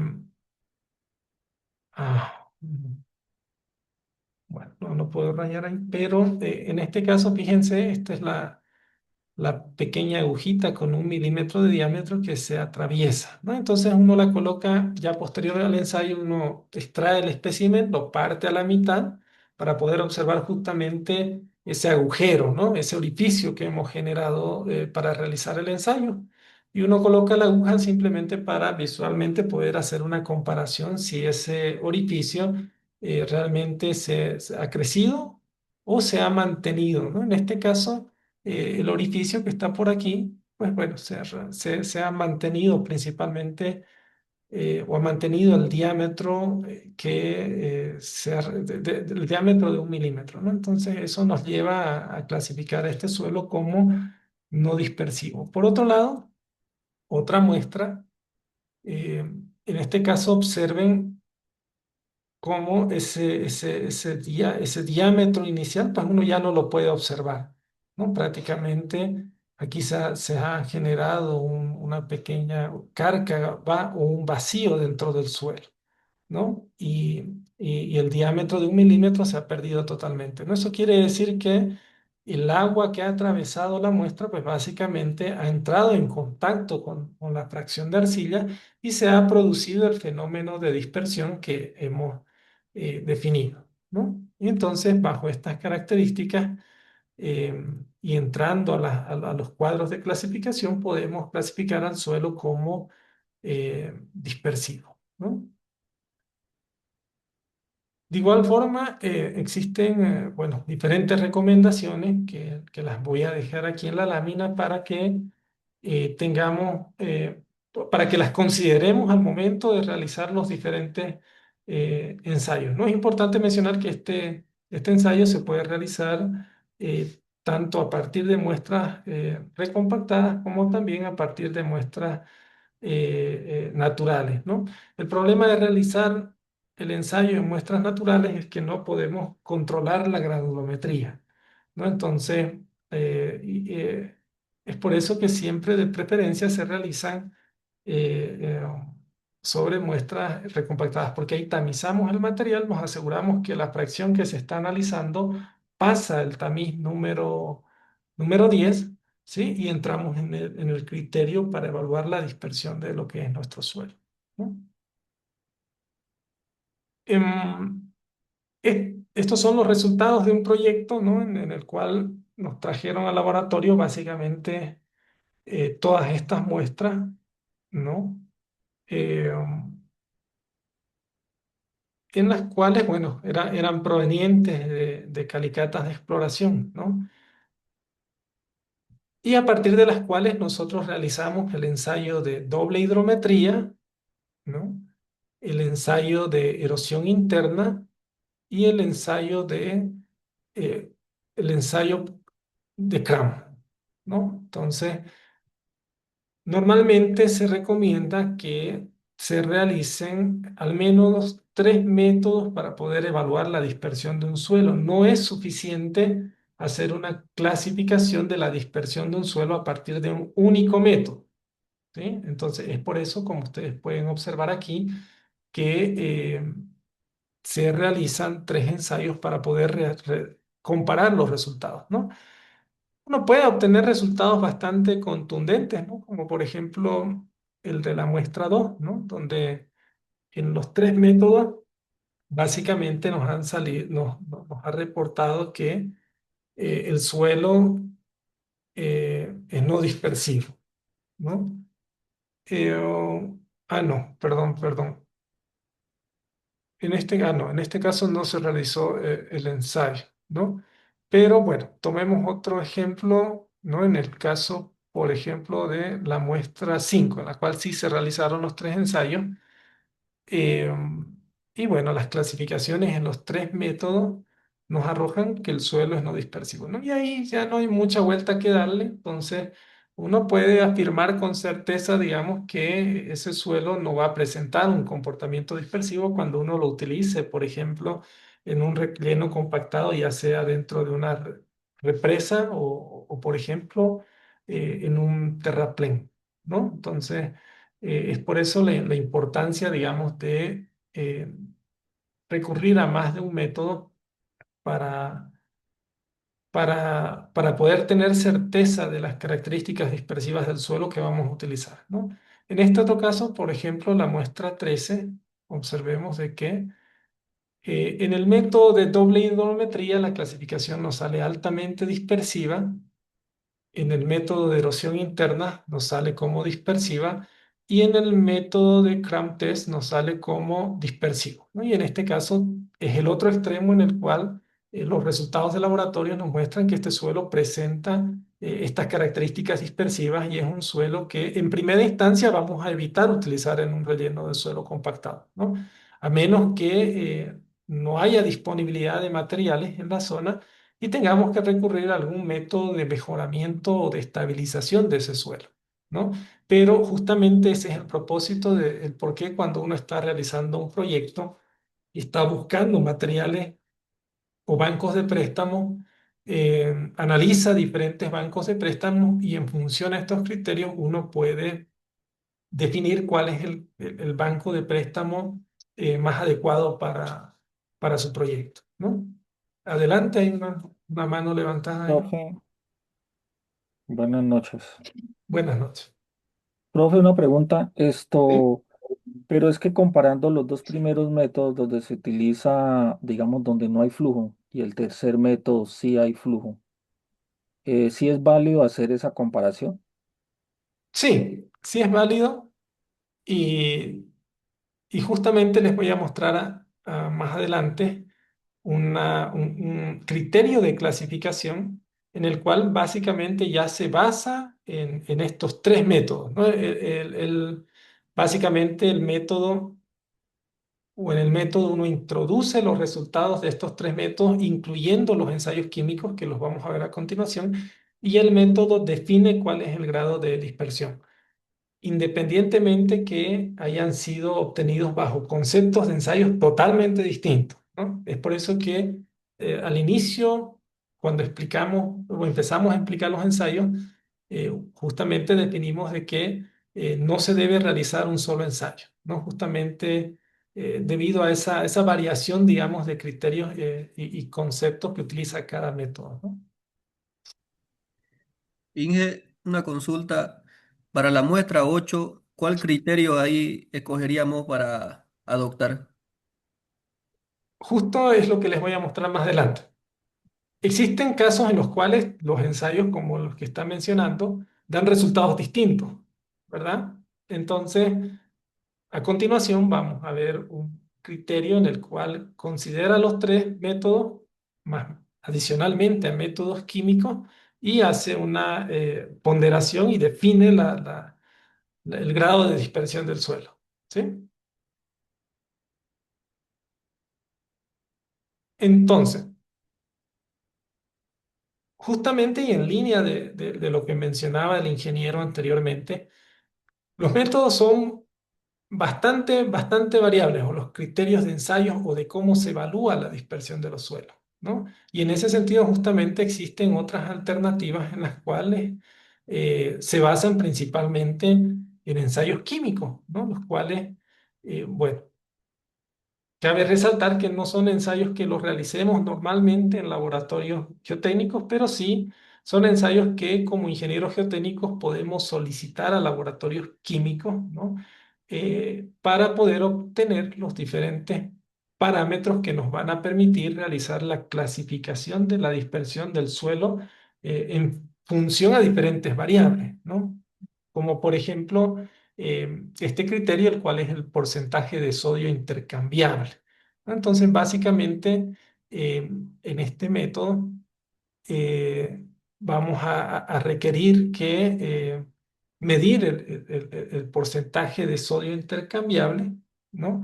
Así como también la capacidad de intercambio catiónico de la fracción arcillosa, ¿no? En función a esa relación, nosotros vamos a poder definir, y aquí está el cuadro, la clasificación de la dispersividad de los suelos, ¿no? Entonces, fíjense, simplemente a partir de esta ecuación, ¿no? Aquí no es necesario que entremos en mayores detalles, como les digo, estos ensayos los hemos hecho ya muchas veces. Simplemente lo solicitamos a los laboratorios químicos, ¿no? Ellos nos proporcionan estos parámetros y nosotros podemos eh, determinar el parámetro, ¿no? Del porcentaje de sodio intercambiable y a partir de esto ingresar en estos cuadros de clasificación, los cuales nos permiten bueno, asignar una clasificación a nuestro suelo, ¿no? Y de igual manera observen de que en este caso, un valor menor a 2% está relacionado con un suelo no dispersivo, Y en otro caso, un valor extremo, en este caso mayor a 30%, está asociado a bueno, suelos extremadamente dispersivos. Entonces son diferentes criterios químicos. Aquí existe otro, por ejemplo, el porcentaje de sodio soluble, ¿no? De igual manera, este porcentaje de sodio soluble está definido por esta ecuación en la cual se relaciona, por ejemplo, el sodio soluble, ¿no? Con relación a los diferentes cationes presentes en el suelo, ¿no? Que en este caso son calcio, magnesio y potasio, ¿no? Entonces, en función a esta relación matemática, de igual manera nosotros podemos obtener diferentes parámetros, que en este caso es el porcentaje de sodio soluble, el cual a partir de este tipo de rango de clasificación vamos a poder clasificar nuestro suelo, ¿no? De igual forma, si presenta o si es altamente dispersivo, cuando este parámetro es mayor a 60, o cuando el suelo es no dispersivo, cuando este parámetro es menor al 15%, ¿no?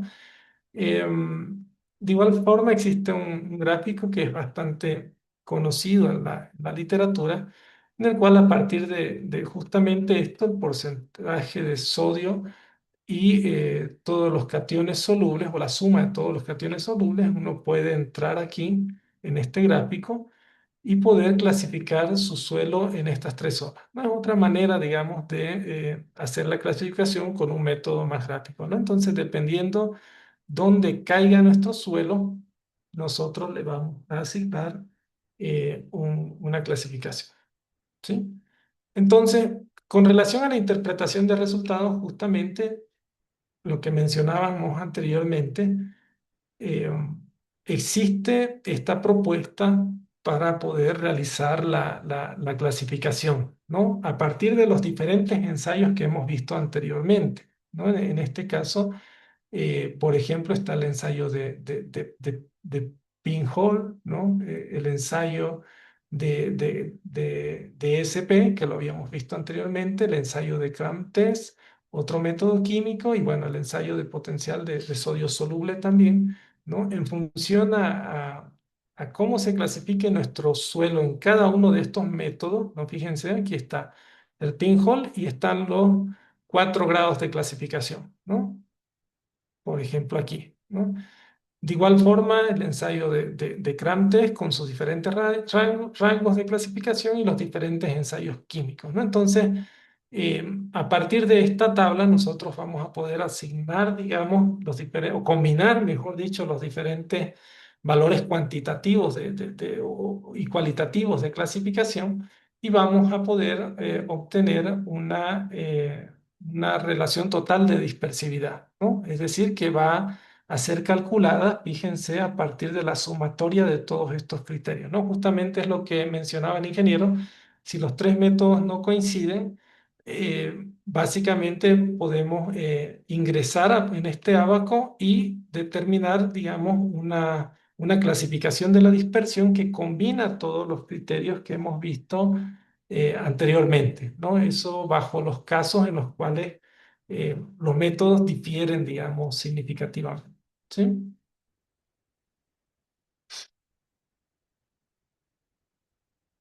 Entonces, con respecto al caso de estudio, justamente este es el proyecto, ¿no? Estas son las evidencias que se podía observar, como observan en las fotografías, ya era esto es en un parque industrial en el cual las infraestructuras prácticamente ya estaban emplazadas, ¿no? Y sin embargo, el problema era de que se habían empezado a generar este tipo de cárcavas en el suelo, ¿no? Que inclusive podían alcanzar algunos metros de profundidad por debajo del terreno, ¿no? Como las que ustedes están viendo aquí, ¿no? Y bueno, estas características también se podían observar en toda la zona de estudio, ¿no? Fíjense en este caso, la afectación debido a suelos dispersivos en una plataforma vial, ¿no? Y bueno, aquí donde realizamos el estudio geotécnico eh, y se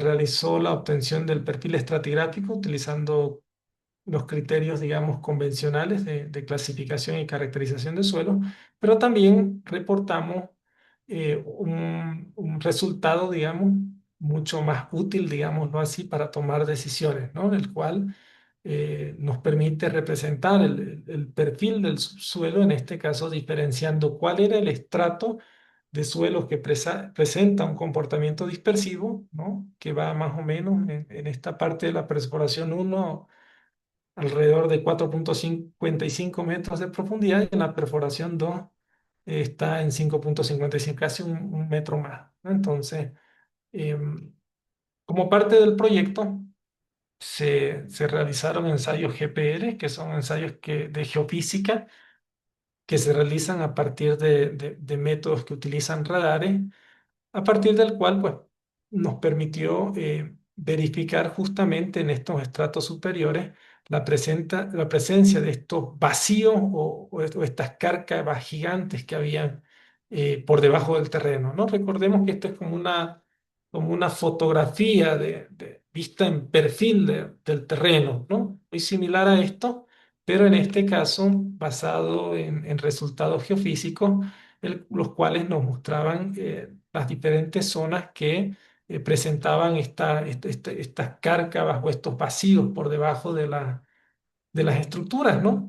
Esto que permitió que básicamente el contratista pueda tomar algún tipo de, de medidas para eh, primero, mitigar los daños que se estaban dando en las infraestructuras, ¿no?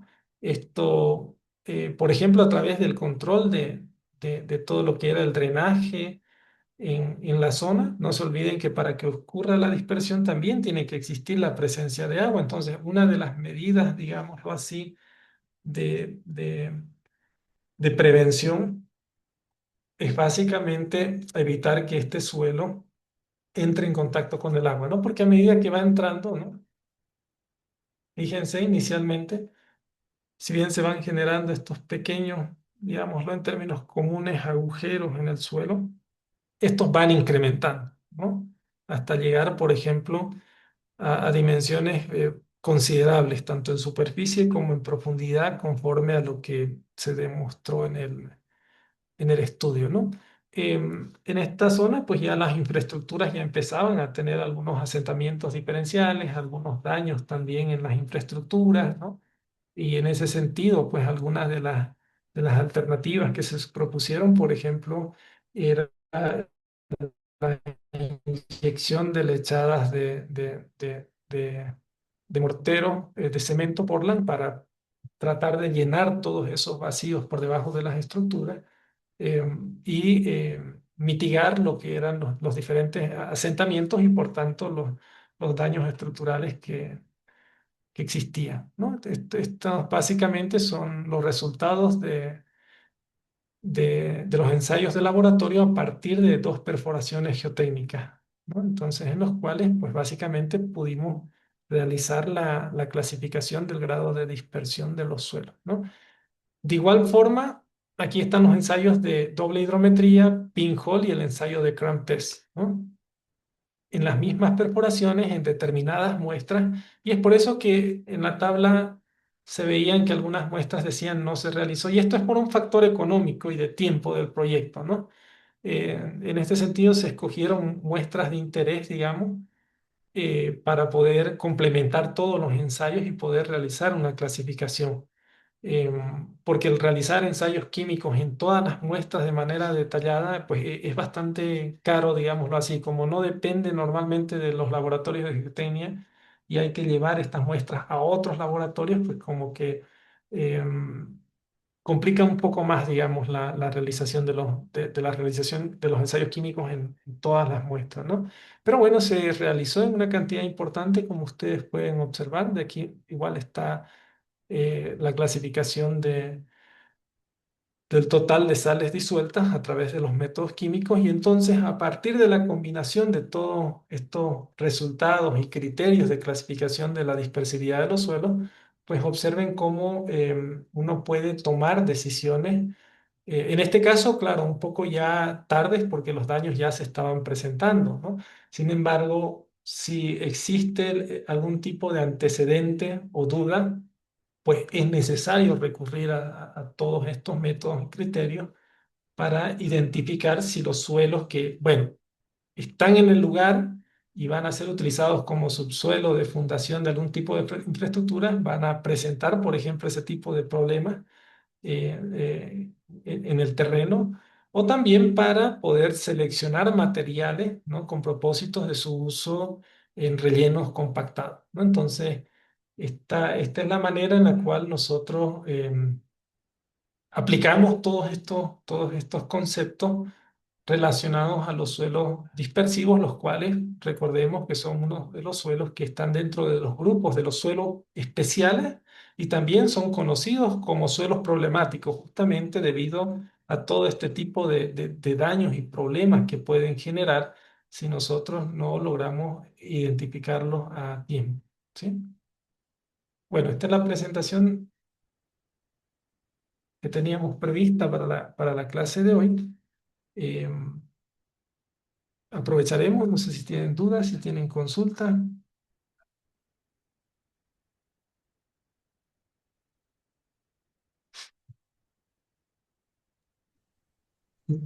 Miguel, disculpe, más que todo una consulta sobre el módulo, cuántas clases más vamos a pasar y qué días vamos a pasar para poder organizarnos. Ok, esa la respondemos al final. Cerraremos la parte del tema avanzado el día de hoy y luego hablamos de esos aspectos. ¿Listo? Inge, una consulta. Eh, Adelante. esos suelos también que presentan suspensión en el aire, ¿son considerados dispersivos? A ver si me puede aclarar un poquito de dónde viene la pregunta o no la Eh, comprendo. hay suelos que también presentan suspensión en el aire, ¿no? O sea que cuando uno pasa en una movilidad o, o hay algún viento, el suelo queda flotando en el aire, ¿no? Floculando. ¿Eso también son suelos dispersivos?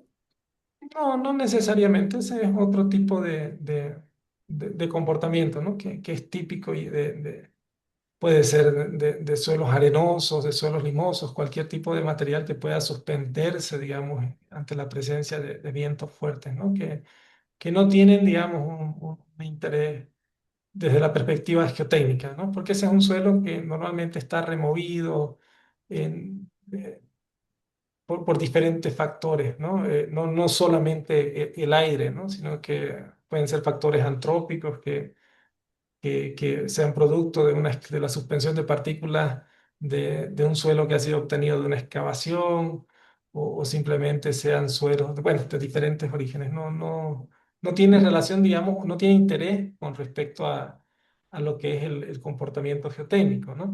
Ahora, más adelante vamos a ver de que sí existen suelos que tienen un comportamiento de igual manera especial, que en este caso son los suelos colapsables, los cuales sí tienen un origen de transporte eólico, pero eso es totalmente distinto a lo que usted menciona, ¿sí? ¿Por qué le hago esa consulta? Lo que pasa es que yo soy de acá del norte de Santa Cruz, digamos, ¿no? Todo lo que es la parte de la provincia de Oipo Santisteban. Entonces, acá en el lado norte son suelos mayormente arcillosos y limosos.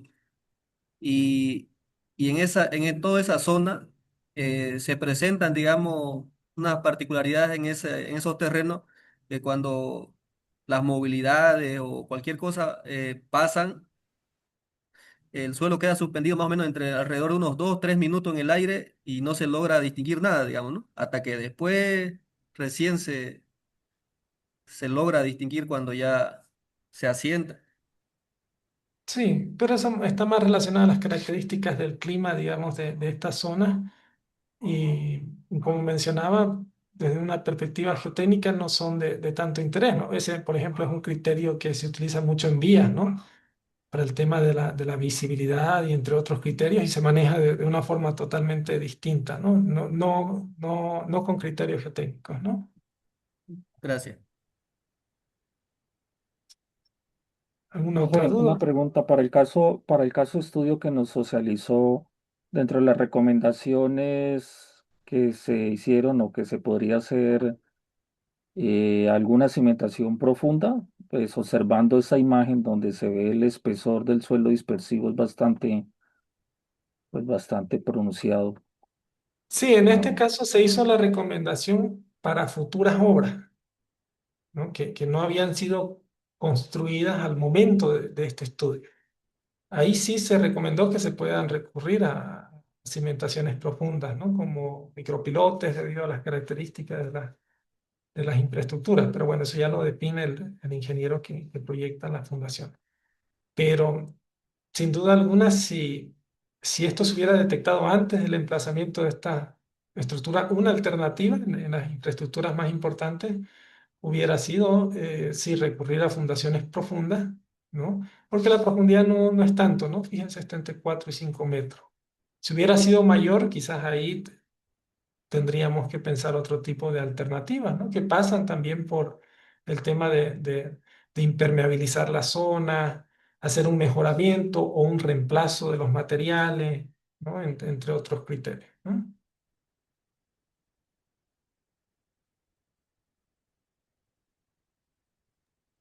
Inge, y cuando mostró los resultados de todas las anteriores muestras, creo que hace unas dos diapositivas atrás de la que está actualmente, le consulté sobre el tema de la muestra 8, ¿no? Que los tres criterios no eran concordantes ninguno. ¿Cuál sería la respuesta adoptada, digamos? ¿O otro ensayo más tendríamos que hacer con eso? Bueno, en este caso tendríamos que ver si seleccionamos esta muestra en el estudio para hacer la complementación de los ensayos químicos, para poder... esta es la muestra, ¿verdad? Sí, esa de ahí.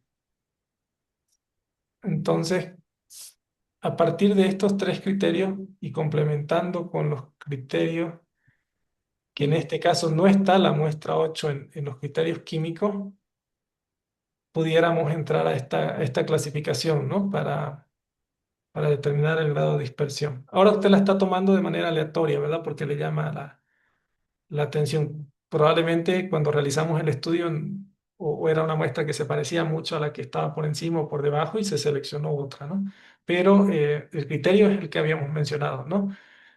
Como se realizaron todos estos ensayos, deberíamos entrar a esta tabla de clasificación, ¿no? Colocar todas las clasificaciones de los diferentes ensayos y definir una clasificación combinada, digámoslo así, de ese suelo en particular, ¿no?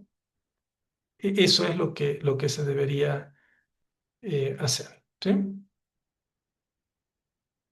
profe, otra pregunta. De acuerdo a su experiencia de este caso de estudio, más o menos esos ensayos químicos, ¿qué costo tienen en el mercado?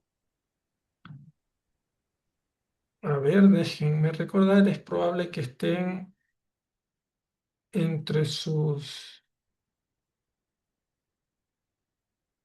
entre sus 50 y $80 aproximadamente de cada muestra, ¿no? Son relativamente caros, ¿no? Bueno, aquí en Bolivia probablemente ese monto esté asociado a un ensayo de consolidación, por ejemplo, para darles una referencia. Entonces, por eso es que, digamos, hay que buscar recomendablemente algún criterio de agrupación de las muestras para hacer los ensayos químicos. Ahora, si la economía o el tema económico no es un problema en la obra, por supuesto que sería de todo, ¿no?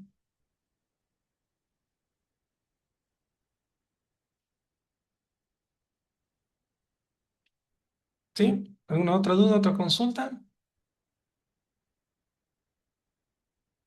Bueno, si no hay más dudas, más consultas, quedaremos aquí con respecto a la consulta del ingeniero. Recuerden que todavía estamos dentro de la semana para desarrollar las clases, ¿no? Entonces, está previsto desarrollar las clases durante esta semana por el momento, ¿sí? La idea es esa. Bueno, esta semana vamos a proporcionar una pequeña práctica y yo pienso que daremos todavía un pequeño espacio del fin de semana a la evaluación para que ustedes tengan un tiempo de repasar, ¿no? Pero creo que es adelantarnos un poquito. Estamos iniciando la semana todo, ¿sí?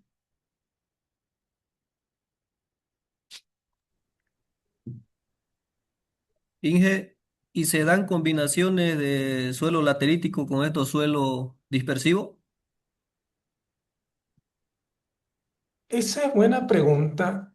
Eh, Hay estudios, en realidad los primeros estudios que están publicados, digámoslo de alguna manera, que hacen famosos a los suelos lateríticos, pero estamos hablando de estudios de los 70 por ahí.